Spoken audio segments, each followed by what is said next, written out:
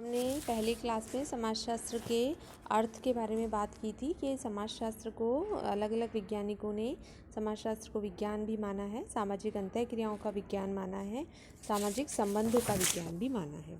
आज हम बात करते हैं समाजशास्त्र सामाजिक समूह का विज्ञान है। इसमें बताया गया था कि समाजशास्त्रीय व सामाजिक मनोवैज्ञानिकों ने समाजशास्त्र को सामाजिक समूहों का विज्ञान कहा है। तो इसमें परिभाषा दी गई। जॉनसन समाजशास्त्री थे, उन्होंने परिभाषा दी थी कि समाजशास्त्र सामाजिक समूहों का विज्ञान है।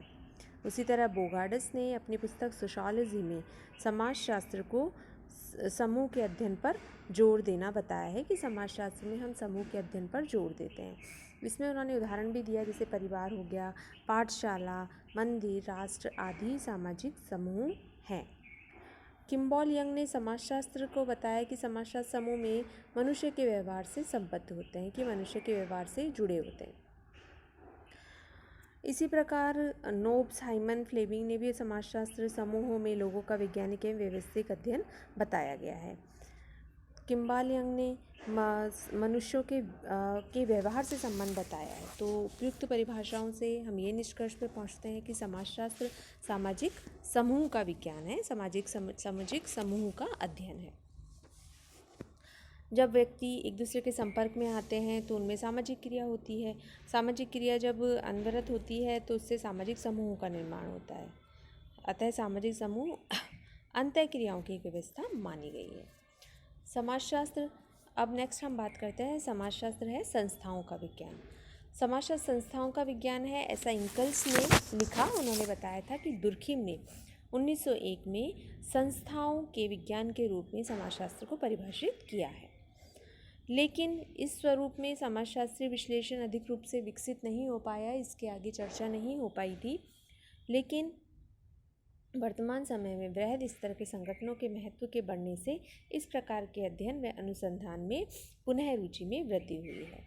तो संस्थाओं के अध्ययन से संबंधित यह विशिष्ट शास्त्र इन प्रश्नों से संबंधित होता है कि संस्थाओं में कौन कौन से लक्षण सामान्य होते हैं तथा इनमें अंतर किन आधारों पर किया जा सकता है, उसमें क्या भिन्नता होती है। नेक्स्ट हम बात करते हैं समाजशास्त्र सामाजिक व्यवस्था का विज्ञान है। समाजशास्त्र सामाजिक व्यवस्था का विज्ञान है। इसके संदर्भ में भी इंकल्स ने लिखा था कि समाजशास्त्र सामाजिक व्यवस्था एवं सामाजिक अव्यवस्था की प्रकृति की व्याख्या करता है। तो इन्होंने इसे संक्षिप्त में भी लिखा कि समाजशास्त्र सामाजिक व्यवस्था का अध्ययन है। इनके अनुसार समाजशास्त्र उस व्यवस्था की खोज, तलाश, वर्णन, व्याख्या करता है जो मानव के सामाजिक जीवन के गुण व दोषों को बताते हैं। तो समाजशास्त्र ने न केवल सामाजिक व्यवस्था का ही अध्ययन करता है बल्कि अव्यवस्था का भी अध्ययन करता है कि किन किन तत्वों से समाज में अव्यवस्था फैली है। तो इसमें भी कई पक्षों पर अध्ययन किया गया और सामाजिक अव्यवस्था की प्रकृति को इससे परिभाषित किया गया। तो इन सब के अध्ययन से हम इस निष्कर्ष पे पहुंचते हैं कि समाजशास्त्र की विषय सामग्री, प्रवर्तकों के विचार एवं परिभाषाओं के आधार पर समाजशास्त्र मानव समाज को एक पूर्ण इकाई मानकर अध्ययन करने वाला विज्ञान है, ऐसा माना गया है। इसके विभिन्न घटक जो हैं, आकार व जटिलता के बढ़ते हुए क्रम में क्रिया, प्रतिक्रिया, अंतःक्रिया, सामाजिक क्रिया, सामाजिक संबंध, सामाजिक समूह, सामाजिक संस्थाएं, समाज एवं सामाजिक व्यवस्थाएं हैं। तो इसे एक क्रम में भी स्पष्ट किया गया है, जैसा कि इसमें पहले क्रिया बताया गया है। क्रिया से प्रतिक्रिया होती है, प्रतिक्रिया क्रिया प्रतिक्रिया होती है जिससे अंतःक्रिया होती है, अंतःक्रिया से सामाजिक क्रिया होती है, सामाजिक क्रिया से सामाजिक संबंध होते हैं, सामाजिक संबंध से सामाजिक संस्थाएं होती हैं तथा सामाजिक संस्थाओं से सामाजिक व्यवस्था बनती है और सामाजिक व्यवस्था से समाजशास्त्र का निर्माण होता है। तो इंकल्स ने इन सबको व्हाट इज सोशियोलॉजी में लिखा था।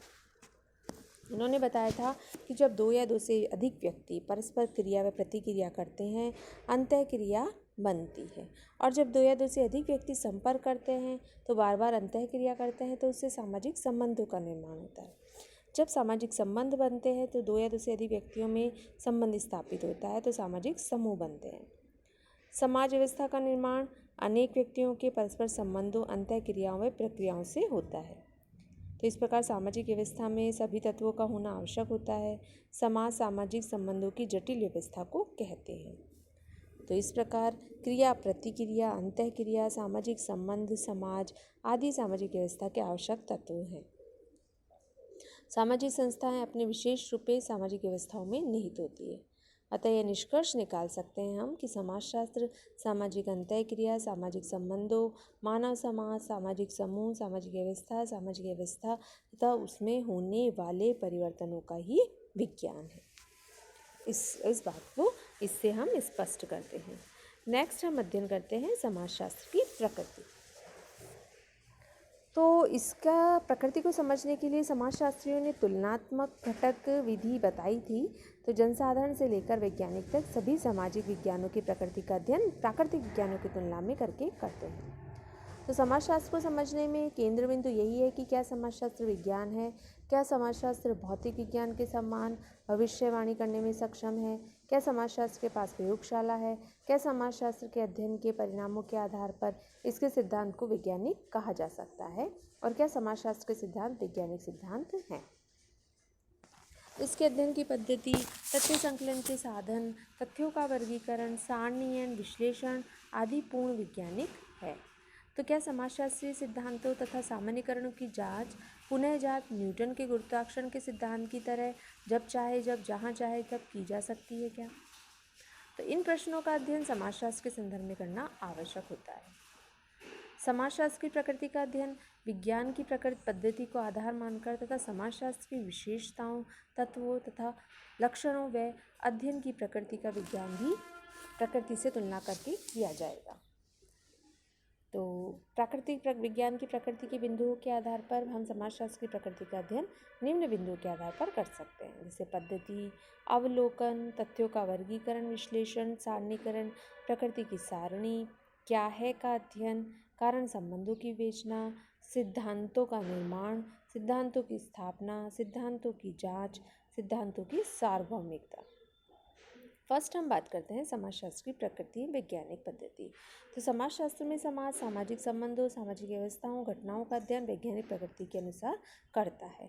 अध्ययन की योजना तैयार की जाती है, उपकल्पना का निर्माण होता है, अवलोकन होता है, संकलन होता है, वर्गीकरण होता है तथा सामान्यीकरण किया जाता है।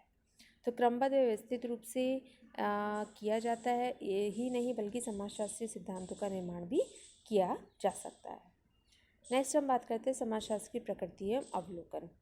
तो प्राकृतिक विज्ञानों में अवलोकन पद्धति की सहायता से तथ्य संकलन एकत्र किए जाते हैं। अवलोकन 3 प्रकार का होता है: सहभागी अवलोकन, अर्ध सहभागी अवलोकन एवं असहभागी अवलोकन। तो प्राकृतिक विज्ञानों में केवल सहभागी अवलोकन का ही प्रयोग होता है। समाजशास्त्रीय अध्ययनों में अध्ययन की समस्या पर यह निर्भर करता है कि कौन से अवलोकन की विधि उपयुक्त मानी जाएगी। समाजशास्त्री जैसा देखता है उसी के अनुरूप वह लिखता है, तथ्यों का एकत्रीकरण, वर्गीकरण करता है। नेक्स्ट हम बात करते हैं समाजशास्त्र की प्रकृति एवं तथ्यों का वर्गीकरण, सारणी एवं विश्लेषण में। समाजशास्त्र में अवलोकन द्वारा तथ्य एकत्रित करने के बाद उनको कार्य कारण के आधार पर अलग अलग समूह में वर्गीकृत किया जाता है और इन वर्गों को क्रम से व्यवस्थित किया जाता है। कारकों में परस्पर गुण संबंध स्पष्ट किया जा सकता है। इस प्रक्रिया को वैज्ञानिक अध्ययन में वर्गीकरण, सारणीकरण कहा जाता है।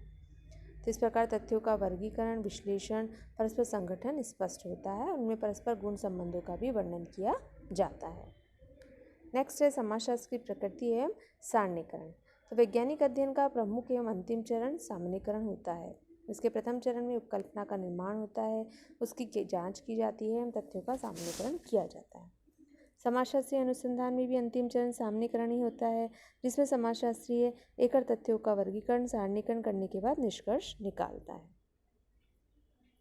फिर समाजशास्त्र क्या है का अध्ययन करता है।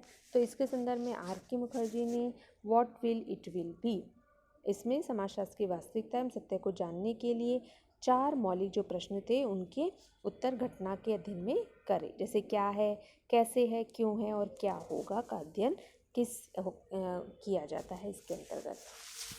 फिर है समाजशास्त्र कारण प्रभाव संबंधों की भी व्याख्या करता है, क्या कारण हुए, इसके क्या परिणाम हुए, इन सब का भी वह अध्ययन करता है।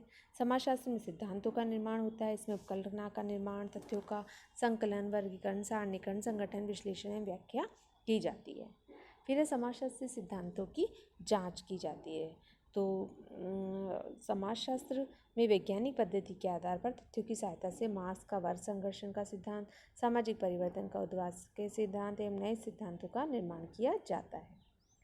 तो इसी प्रकार समाजशास्त्र के सिद्धांत सार्वभौमिक होते हैं, किसी भी काल परिस्थिति ये सभी इसके गुण नहीं बदलते हैं। तो समाजशास्त्र सिद्धांत सत्य व प्रमाणित होता है। इसके संदर्भ में कई बार ने कहा था कि समाज सहयोगी है, संघर्ष से गुजरता है। तो इस प्रकार हम समाजशास्त्र की प्रकृति की बात करते हैं। नेक्स्ट क्लास में हम समाजशास्त्र की सीमाओं की बात करेंगे। धन्यवाद।